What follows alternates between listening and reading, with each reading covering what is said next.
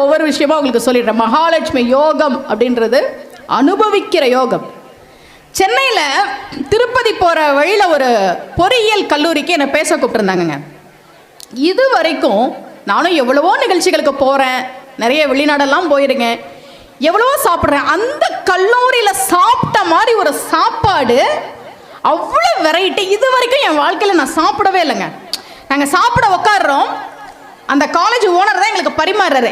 இலை போட்டோட தான் சொன்னார், இந்த வாழை இலை நம்ம தோப்பு இங்கே வச்சுருக்கோம், காலேஜே ஒரு 500-600 ஏக்கரில் இருக்குது, அதுக்கு பின்னாடி வயல் இருக்குது, வாழைத்தோப்பு இருக்குது, மாட்டு பண்ணை இருக்குது, கோழி எல்லாம் வச்சுருக்காங்க. அந்த திருப்பதி போகிற ரோட்டில் இருக்க அந்த கல்லூரி, இது நம்ம தோட்டத்தை இலை, அரிசி இது நம்ம வயலில் விளைஞ்சது, பருப்பு நம்ம இதில் விளைஞ்சது, ஐஸ்கிரீம் அது இது வெரைட்டி வெரைட்டியாக வைக்கிறாங்க. எனக்கு அவ்வளோ ஆச்சரியம், ஒரு காலேஜில் வந்து இவ்வளோ இருக்குமா அப்படின்னு.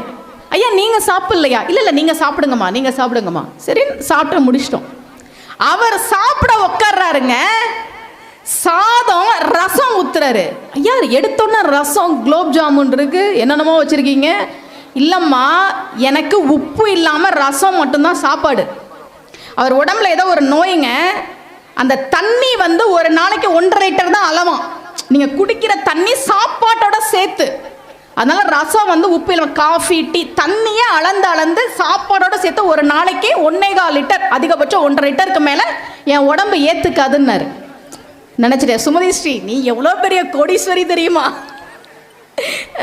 4 குலோப் ஜாமுன் சாப்பிட்டு இன்னும் 2 பேக் பண்ணி கொடுங்கன்னு கேட்டு வாங்கிட்டு வரோமே, நம்ம எவ்வளோ பெரிய கோடீஸ்வரி அப்படின்னு நான் நினச்சிக்கிட்டேன். நம்மளாம் கொடுத்து வைத்தவர்கள், அதை முதல்ல நம்ம புரிஞ்சுக்கணும். அன்னை பார்வதி தேவி, சௌடேஸ்வரி அம்மனுடைய வரலாறுலாம் நான் எடுத்து படித்தேன்.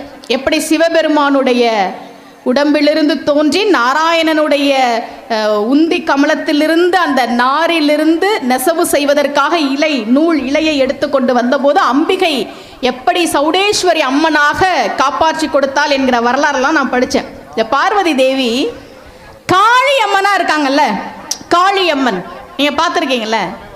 நம்ம ஊர் காளியம்மன்லாம் விடுங்க, கல்கத்தாக்கோட பேச போயிருந்தேங்க. கல்கத்தா தமிழ்ச்சங்கத்துக்கு நான் பேச போயிருந்தேன். அந்த தமிழ்ச்சங்க தலைவர் அம்மா விவேகானந்தரும் ராமகிருஷ்ண பரமஹம்சரும் வழிபட்ட கல்கத்தா காளி கோயில் இங்கே தான் இருக்குது.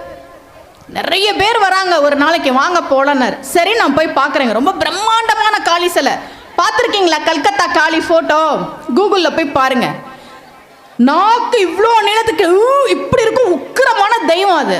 அது பெரிய பிரம்மாண்டமான சிலை வேறையா, பிரம்மாண்டமா இருக்கு, கண்ணு அவ்வளோ உக்கிரமா இருக்கு, நாக்கு இவ்வளோ நீளத்துக்கு இருக்கு, பார்த்தோன்னே பயம் வருதுங்க. சாமினா ஒரு சாந்தம் இருக்கணும்ல, ஏன் உக்கிரமான தெய்வங்களை வீட்டில் வச்சு கும்பிடக்கூடாதுன்னு சொல்றாங்க? சொல்லுங்க பாபம், ஏன் சொல்றாங்க?